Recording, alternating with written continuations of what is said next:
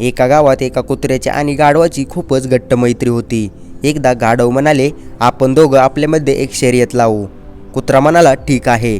गाढव म्हणालं, गावाच्या बाहेर पाण्याची टाकी आहे. त्या टाकीपर्यंत जो सर्वात आधी पोहोचेल तो सिंहासनावर बसून राज्य करेल. शर्यत सुरू झाली. कुत्रा खूपच खुश होता.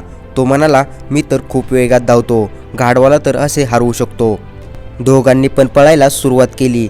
पण त्या कुत्र्याला माहीत नव्हतं की प्रत्येक वस्तीच्या चौकात भरपूर कुत्रे आहेत आणि ती त्याला पुढे जाऊ देणार नाहीत. आणि झालं पण तसंच. प्रत्येक चौकात स्थानिक कुत्र्यांनी त्याच्यावर जीवघेई हमला केला. तो कुत्रा भरपूर कुत्र्यांबरोबर लढून कसा तरी टाकीपाशी पोहोचला. पण तिथे गेल्यावर पाहिलं की गाढव सत्तेच्या सिंहासनावर बसून राज्य करत होतं.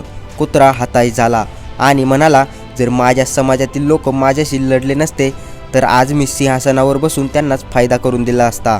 तर मित्रांनो, या कथेतून आपल्याला शिकायला मिळते की आपलीच लोक आपल्याला कधीही पुढे जाऊ देत नाहीत. आय होप मित्रांनो, मला या कथेच्या माध्यमातून जे काही सांगायचे होते ते तुम्हाला समजले असेल.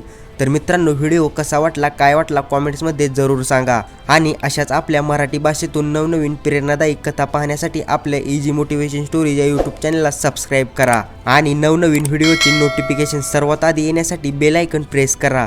तर चला भेटूया पुढच्या एका नवीन भन्नाट अशा व्हिडिओमध्ये. तोपर्यंत धन्यवाद.